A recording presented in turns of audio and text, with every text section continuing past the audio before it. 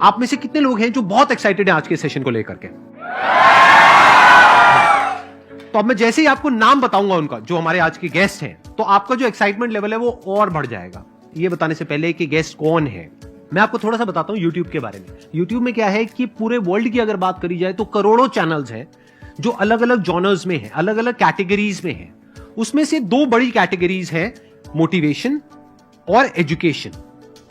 पूरे वर्ल्ड में जो वर्ल्ड का नंबर 1 मोटिवेशन चैनल है वो मेरा है, और जो वर्ल्ड का नंबर 1 एजुकेशन चैनल है किसी इंडिपेंडेंट क्रिएटर का, वो उनका है, जो कि हमारे गेस्ट हैं। उनके 17 मिलियन से ज्यादा सब्सक्राइबर्स हैं। Please give an energetic and warm welcome to the one and only Khan sir.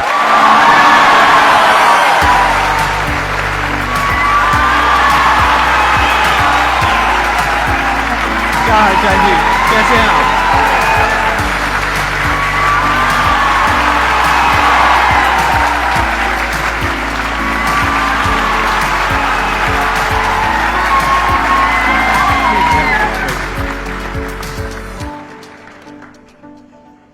इससे पहले कि ऑडियंस आपसे कुछ पूछे या इंटरेक्ट करे, मेरे माइंड में एक क्वेश्चन है आपके लिए जी। जो बच्चे हैं वो आपके इतने दीवाने क्यों हैं, इतने पागल क्यों हैं आपके पीछे? मतलब मेरे कमेंट सेक्शन में भरा पड़ा था, खान सर कब आएंगे, खान सर कब आएंगे। मतलब ऐसा क्या जादू कर दिया आपने बच्चों के ऊपर? ये सवाल हम आपसे भी पूछते हैं, हमारे पे भी इतना कमेंट आया, इतना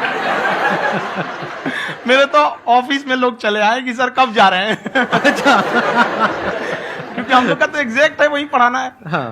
तो देखिए, हम लोग का मेन है कि बच्चों को जो जरूरत रहती है कि अगर लड़का पढ़ने आ रहा है ना, उसके मन में कोई डाउट ना रह जाए। हम उसको कहते हैं कि हम तुम्हें पढ़ा रहे हैं, दम है तो भूल के दिखाओ, याद करके नहीं।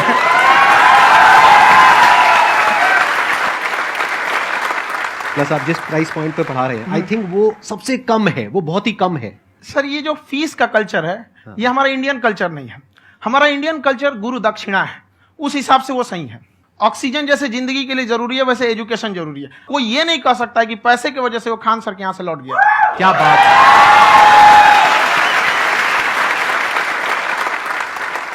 मैंने देखा कि आपका ये जो चैनल है कि ये पिछले 3 साल के अंदर अंदर ही ग्रो किया है। हमको जब चैनल शुरू हुआ तो ये एक दिन में हम 4-5 वीडियो बनाए।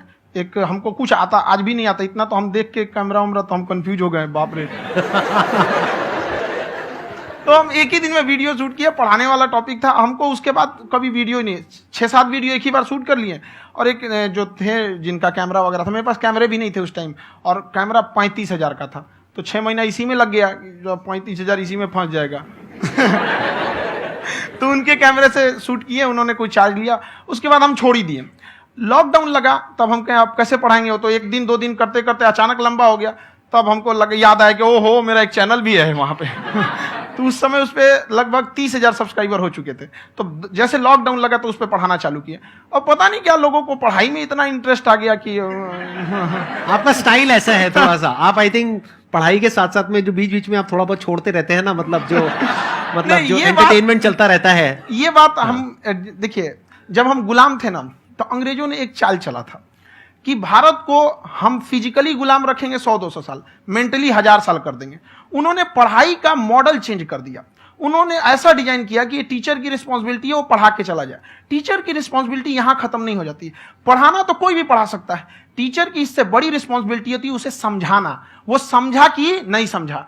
अगर लड़का आपके समझाने के बाद डाउट रह गया तो ये आपकी गलती है। लड़का हमसे पूछता है, सर इतनी भीड़ है आपके पास, तो कहते सर डाउट कैसे पूछेंगे? हम कह रहे यार तुम्हारा डाउट बचेगा तब ना पूछेगा तुम डाउट यहां पर।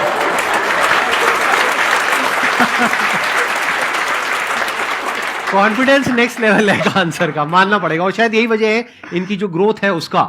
किसी ने शायद सपने में भी नहीं सोचा होगा कि पिछले 2 साल के अंदर अंदर जो आपके चैनल की ग्रोथ हुई है, जैसे आप खुद ही बता रहे हैं कि लॉकडाउन के टाइम पे आपके 30,000 के करीब सब्सक्राइबर्स थे, आज की डेट में 17 मिलियन है। और मेरा एक क्वेश्चन और है, इससे पहले कि ऑडियंस में से आपसे कोई क्वेश्चन पूछे, कि कई बार आप ऐसे भी टॉपिक्स टच करते हैं जो थोड़े से कंट्रोवर्शियल हैं या थोड़े से सेंसिटिव हैं, जिसके ऊपर बात करने की हिम्मत आई थिंक बहुत ही कम लोगों में है। तो आपको कभी ये नहीं लगता है कि कहीं ज्यादा तो नहीं हो रहा है, इसको थोड़ा रोक देते हैं, थोड़ा कम कर देते हैं? क्योंकि कोई लाइन ही नहीं है वैसे तो बोलने को, तो आप कुछ भी बोल दो, कितना भी बोल दो। हुई है कंट्रोवर्सी बहुत बार। एक्चुअली बचपन से हमको फौज में जाना था, और फौज वालों के लिए ये सब मायने नहीं रखता। उसको करना है मतलब करना है, तुम सामने कुछ भी रहो, डजंट मैटर।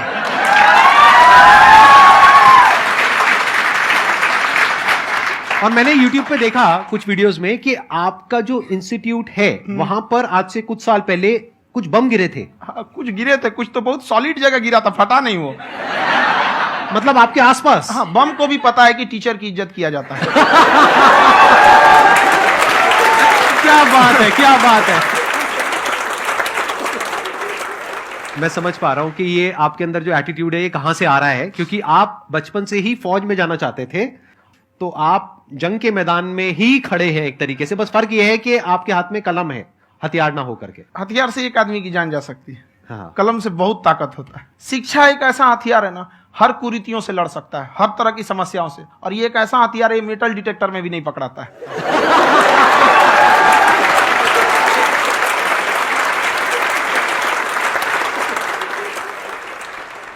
मेरा क्वेश्चन ये है कि अभी प्राइवेट ऑर्गेनाइजेशंस में पीटने का, पनिशमेंट का ये सिस्टम जो है खत्म हो गया है। हम आपके वीडियो में देखे हैं सर कि आप एक बड़ा सा रोल रखे रहते हैं, पुलिस वाला लाठी है वो, पुलिस वाला लाठी है, और स्टेज पे बुला के बच्चों को उसी से धुनाई शुरू कर देते हैं मस्त एकदम से, है ना।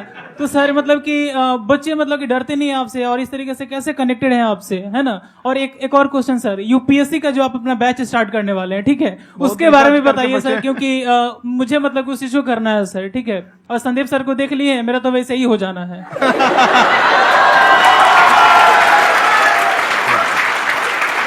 क्या हो जाना है? मेरा पूरा कंप्लीट करो। I'll be an IAS officer next year because I have seen you, sir. My day is like complete, sir. All the best. Thank you so much, sir. Thank you. पूरा बोला करो। Thank you. देखिए, लड़कों को जहां तक पीटने की बात है, जब पढ़ाने की बात आएगी तो उसको हम पूरे बेहतरीन ढंग से पढ़ाएंगे। लेकिन जब सजा देने की बात आएगी ना, तो वो भी बेहतरीन ढंग से होगा। ऐसा थोड़ी होगा कि बस एक ही चीज बेहतरीन ढंग से होगा। और डर का होना बहुत जरूरी है। ये डर भी अपने आप में एक मोटिवेशन है, क्योंकि जब आपके अंदर एक थोड़ा सा डर रहे ना, तो डर के भागिए मत। एक ऐसा डर जिसको आप लगे कि नहीं नहीं थोड़ा सा और करने की जरूरत है, फिर तो ये हम इसको क्रॉस कर जाएंगे आप। तो लड़कों के अंदर ये डर बनाना भी जरूरी रहता है। और रही बात यूपीएससी वाले की, जो आपने बोला, बहुत सारे लड़के वेट कर रहे हैं यूपीएससी की, क्योंकि 2-2.5 लाख फीस सारे लोग एफोर्ड नहीं कर सकते। और हमारा वही रहता है, हम तो ज्यादातर हमारे स्टूडेंट देखेंगे तो किसी के रिक्शा वाला, सब्जी वाला, यही लोग, इनको तो 2.5 लाख रुपया, इनके पास पूरी संपत्ति नहीं होती है, फीस कहां से भरेंगे वहां पे, उसके बाद रहेंगे कहां से। तो ऑल ओवर इंडिया से, कश्मीर से कन्याकुमारी तक, गरीब से गरीब भी लड़का उसको पढ़ सकता है। यही कुछ 1000 रुपये मंथली, 12-14 हजार साल का पड़ेगा, खत्म हो जाएगा इतना में।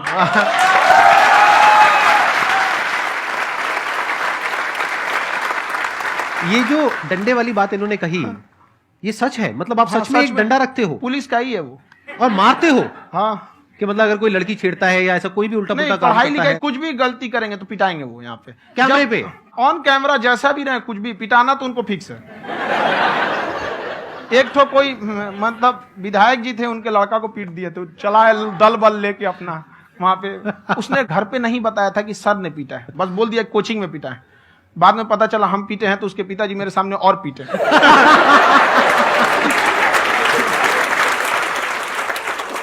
सर आपका सबसे बड़ा डर क्या है, आप दोनों का? फौजी को डरे नहीं लगता है, बाकी अफसर से पूछिए। आज के सेशन से पहले कोई डर नहीं था, लेकिन अब मुझे इनकी डंडे वाली कहानियां सुन करके डर लग रहा है कि कहीं मैंने गलती से कुछ बोल दिया अरे ऐसा और नहीं। इन्होंने कहीं पीछे कुछ रखा हुआ है, और यही आ करके अगर इन्होंने मेरी पिटाई कर दी तो बहुत बुरा हो जाएगा। तो इसलिए हमको थोड़ा डर लग रहा है।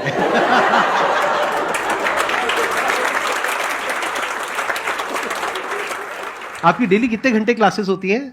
6-7 घंटे। अभी भी खुद ही करते हो आप? हाँ, खुद ही हमारे classes स्टाफ करते हो? परेशान रहते हैं। हम 1:30-2 बजे सोते हैं, सुबह 6 बजे उठ जाते हैं, परेशान रहते हैं। यार इतना क्यों करते हो, है ना? कभी तो उनको भी साथ साथ लगना पड़ता है ना? उनको साथ साथ लगना पड़ता है। हम जग गए तो कोई सोया थोड़ी रहेगा, परेशान रहते, दिन में सोते ही नहीं है बेचारा, कहीं कहीं जाके सोते रहता है। तो हम सीट बांध दिए कि भाई तुम इस समय सो जाना, तुम इधर सो जाना। आपकी शादी हो गई या नहीं हुई अभी? मेरी खुशहाली देख के आप आइडिया लगा सकते हैं।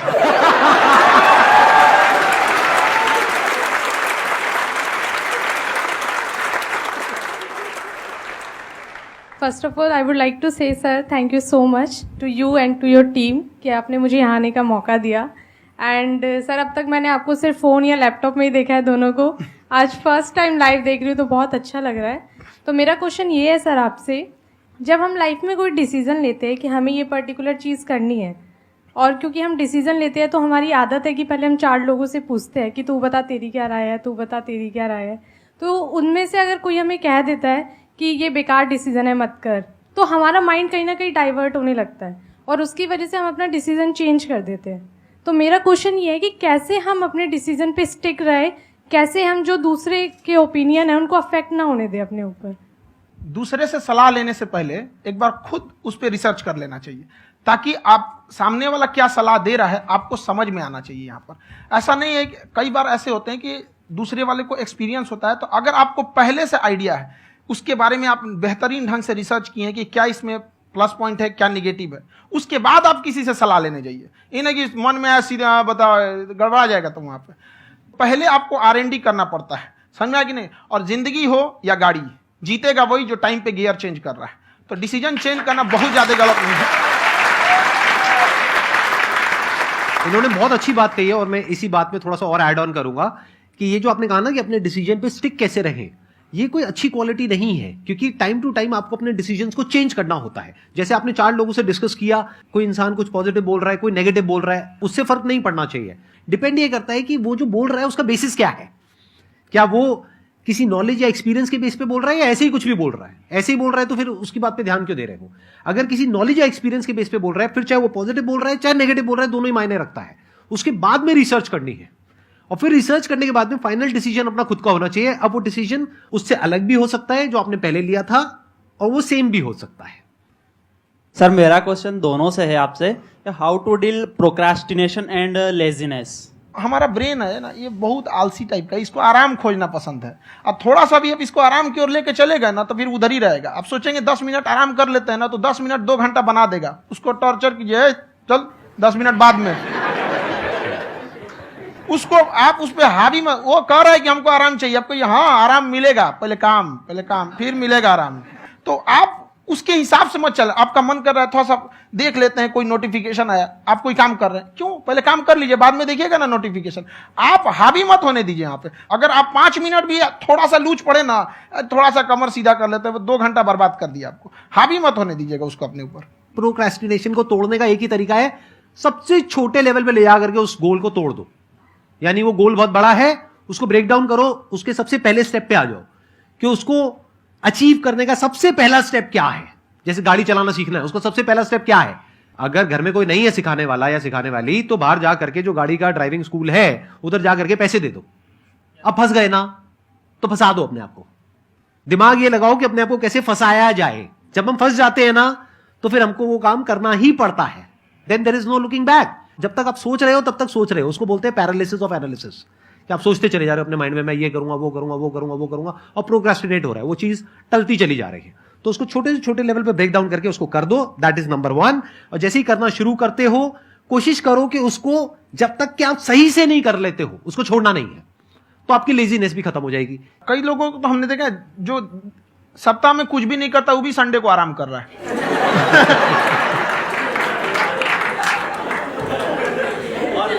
वैसे कहा भी जाता है कि अगर कोई काम आपको करवाना है ना तो ऐसे किसी इंसान को दो जो बिजी है। हाँ। ऐसे आदमी को मत दो जो खाली है। ये परफेक्ट एग्जाम।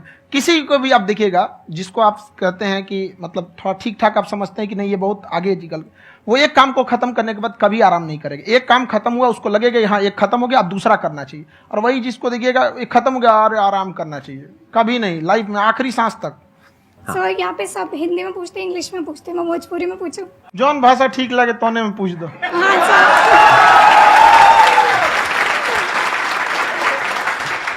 सर ये पूछे के चाहते नहीं कि जैसे हमने के पढ़ाई करे निशान, तो कभी कभी डेली टारगेट्स जो होला वो कंप्लीट ना होला। अगर टारगेट्स कंप्लीट भी होला तो फिर ऐसा इरिटेशन या फिर वो एंजाइटी या फिर कि और करना है या फिर अभी नहीं हुआ, वो चीज हमेशा रहेला। तो वो कम कैसे करल जाए?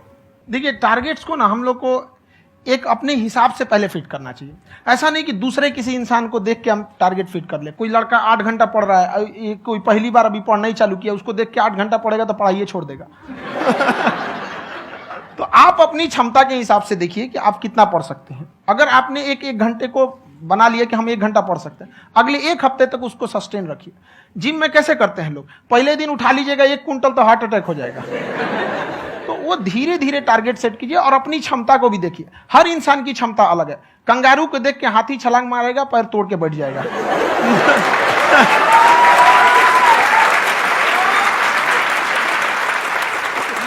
अब संदीप सर का मोटिवेशन देख के इसका मतलब क्या कि ट्रेन के आगे खड़ा हो जाएंगे, ढकेल देंगे तुमको। हालांकि ऐसा कर देते हैं, लेकिन ऐसा करिएगा लोग नहीं, क्षमता पता होना चाहिए। आपके अंदर एंजाइटी हो रही है कि मैंने कर तो लिया है। आप ये नहीं कह रहे कि मैंने कुछ भी नहीं किया है फिर मेरे को एंजाइटी हो रही है। आप ये कह रहे हो मैंने काफी कुछ कर लिया है फिर भी एंजाइटी हो रही है कि कहीं कुछ छूट तो नहीं गया है। तो बेसिकली आपको ये देखना है कि अगर आपके अंदर ये एंजाइटी हो रही है, that means you are a very good student. आप एक अच्छे स्टूडेंट हो। क्यों? क्योंकि बहुत सारे स्टूडेंट्स तो ऐसे हैं उनको पढ़ने के नाम से एंजाइटी होती है। तो आपको एंजाइटी हो रही है कि मैंने पढ़ लिया, दिन में मानो 8 घंटे का आपने टारगेट सेट किया और 6 घंटे पढ़ लिया, या मान लो 8 घंटे भी पढ़ लिया, फिर भी एंजाइटी हो रही है कि मैंने 10 घंटे नहीं पढ़ा। तो ये तो अच्छी क्वालिटी है ना, ये तो एक ब्रिलियंट स्टूडेंट की क्वालिटी है। क्योंकि एंजाइटी उसी को होती है जो केयर करता है, जिसको परवाह है, उसी की तो एंजाइटी होती है। जैसे माँ को अपने बच्चे की, जैसे एक माँ को अपने बच्चे के, जैसे एक माँ को अपने बच्चे को लेकर के एंजाइटी होती है। हंस लो मजाक उड़ा लो मेरा। कोई बात नहीं, एडिट कर देंगे इसको हम। हाँ।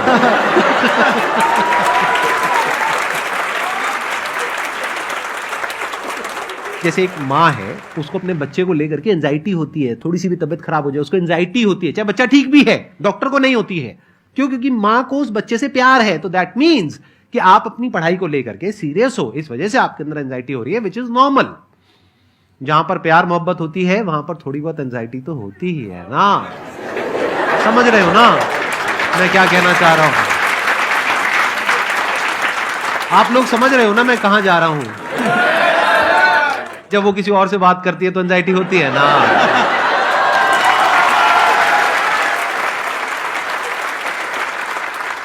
सर, आपकी स्टोरी हमने सुनी थी, तो एक टाइम आया था जब आप गंगा किनारे जाके बैठ गए थे। उस समय आपको कुछ समझ नहीं आ रहा था, तो उस समय मतलब आपने ये डिसीजन कैसे लिया कि अब आगे नहीं, यहां से वापस जाना है? रास्ता ही नहीं था। घर जाने के लिए एटलीस्ट 90 रुपए चाहिए थे, जेब में 40 रुपए थे। कैसे घर जाते हैं? और हम गंगा के किनारे चुपचाप बैठे बैठे हम कहें कि अब बहुत टेंशन हो गया, अब घर जाना चाहिए। रूम पे, तो किराए के रूम पे ही आदमी सारे लोग रहते। गए वहां पे तो रूम लॉक हो गया था। तुम खटखटाए तो ऊपर से गुस्सा से बोले जो ऑनर थे, क्या टाइम हो गया है? तुम कहे 9-10 बज रहा होगा। घड़ी देखिए तो 2 बज रहा था रात का, 2-2:30 बज गया था। वहाँ टेंशन में आप, तो होता है कई बार ऐसा समय आएगा कि लगेगा जैसे अब कुछ नहीं हो सकता है। तो इससे घबराना नहीं है। कभी कभी गुच्छे की आखिरी चाबी भी ताला खोल देती है। जो बातें आपने बताई कि घर में प्रॉब्लम्स ये तो बहुत लोगों ने फेस करी वहां पर। आप अकेले नहीं है, बहुत लोगों ने ये प्रॉब्लम्स फेस करी, बहुत तरह की प्रॉब्लम्स देखी, बहुत तरह की स्ट्रगल्स देखी, लेकिन वो सब इतने कामयाब नहीं हो पाए जितने कि आप हुए। तो आपके अंदर ऐसा कुछ ना कुछ है जो औरों के अंदर नहीं है। तो वो मैं जानना चाह रहा हूं कि वो ऐसा क्या था जहां से कि आपका दिमाग यहां तक सोच पा रहा है कि मैं पूरे इंडिया में इतने बड़े लेवल का चेंज लेकर के आ सकता हूं, एजुकेशन फील्ड में रेवोल्यूशन लेकर के आ सकता हूं। ये सोचना ही बहुत लोगों के बस का नहीं है। मेरी एक खुद की थिंकिंग, अगर हमको कोई 100 रुपए किसी काम के लिए दिया, हम सबसे यही कहते हैं, तो हम कोशिश करते हैं उसे 200 का रिटर्न दे। अगर कोई हमसे 200 रुपया फीस दे रहा है, 250 दे रहा है, तो हम उसको ये कोशिश करते हैं कि तुम्हें ऐसा लगे कि नहीं भैया हमने 10-20 हजार का पढ़ लिया यहाँ पर। वो ईमानदारी से कभी कमी नहीं। और हमेशा अगर हम प्रॉमिस एक्स का करते हैं तो डिलीवर 4x करना चाहते हैं। ध्यान से सुनना और ध्यान से समझना इस फर्क को। अगर आप समझ पाए तो बहुत आगे जाओगे लाइफ में। एक वो होते हैं जो ये सोचते हैं कि हमें सब कुछ मिल जाए, हमें कुछ भी करना ना पड़े। दूसरी कैटेगरी होती है लोगों की जिनको जितना मिलता है उसमें भी चोरी चकारी करते हैं या कोशिश करते हैं कि उससे कम दे सामने वाले को जितना कि हमें मिल रहा है। तीसरी कैटेगरी होती है लोगों की, जो इनके जैसे लोग होते हैं। वो क्या करते हैं? वो ये सोचते हैं कि अगर मैंने किसी से 1 रुपए भी लिया, देखा जाए तो 200-250 रुपए कुछ भी नहीं होता है, 200-250 रुपए अगर मैंने लिया तो कैसे उसको 400 रुपए की वैल्यू दूं। ये जो थिंकिंग है ना, यही एक फर्क होता है एक ऐसे इंसान में जो बहुत आगे निकल जाता है और उस इंसान में जो मीडियोकर रह जाता है। आप अपने आप को अपने आप के ऊपर समय दीजिए, उसको डेवलप कीजिए। जब आप अपने आप के ऊपर खर्च करते हैं तो आने वाले समय में लोग गूगल पे आपको सर्च करते हैं। क्या बात है सर, ये आपने अभी बनाया है या ये कोई पुराना आपका वो है? बनते रहता है इसे, फ्लो में बन जाता है। आपके अंदर ना सर एक कवि छुपा हुआ है कहीं ना कहीं जो बाहर आना चाहता है। कभी ना कभी आपने सोचा होगा कुछ। हाँ, कभी कभी देखिए, एक चीज है, संगत का बहुत अच्छा असर पड़ता है। ये चीज को हमेशा, संगति का मतलब लोग हल्के में ले लेते हैं। संगति का मतलब होता है संग संग गति। तो अच्छे लोग के साथ रहेंगे तो संग संग अच्छी गति होती जाएगी, खराब में रहेंगे तो ये भी होता है। बट अपने आप को थोड़ा सोचना चाहिए कि हम केवल जी के मर जाएं इसके लिए नहीं आए हैं। लोग कहते हैं कि सर नाम क्यों नहीं बताते अपना। हमारी एक ही सोच है कि जाने के बाद इस दुनिया से हमको मतलब एक चीज देना चाहते हैं स्टूडेंट्स को, कि वो याद करें कि इस पैसे की भाग दौड़ की दुनिया में हर कोई दोनों हाथ से लूटने में लगा है, खाली हाथ जाने के लिए ये सबको लगा है। तो हर कोई को ये सोचना चाहिए कि था कोई इंसान जो इतने कम फीस में इतनी शिक्षा जो महंगी थी, जो कमाने का रास्ता था, उसको भी एकदम कंपटीशन इतना कर दिया कि अब लोगों को अपनी फीस बढ़ाने में डर लगता है कि अरे यार, लड़का कमेंट करता है कि खान सर इतना ले रहे हैं आप, बहुत बड़ा टीचर हो गए।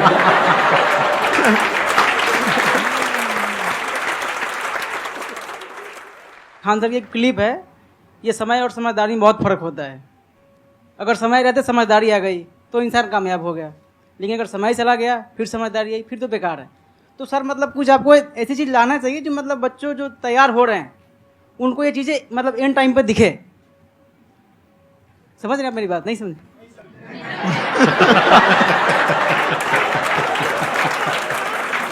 यही होता है सर, सर का मोटिवेशन ज्यादा हो जाता है। जब आप स्ट्रगलिंग फेज में हैं तो कम से कम चीजों को अपने ऊपर खर्च कीजिए, ज्यादा से ज्यादा सीखने में खर्च कीजिए। अगर आपको राजा बनने का शौक है तो गुलाम की तरह मेहनत करना सीखिए, तब राजा बनेंगे।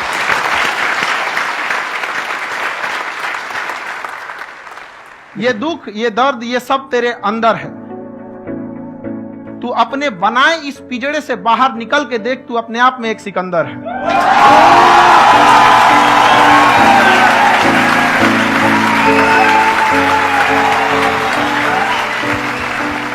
Thank you so much sir for coming.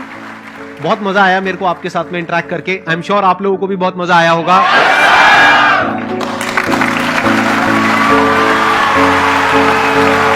Thank you so much ji.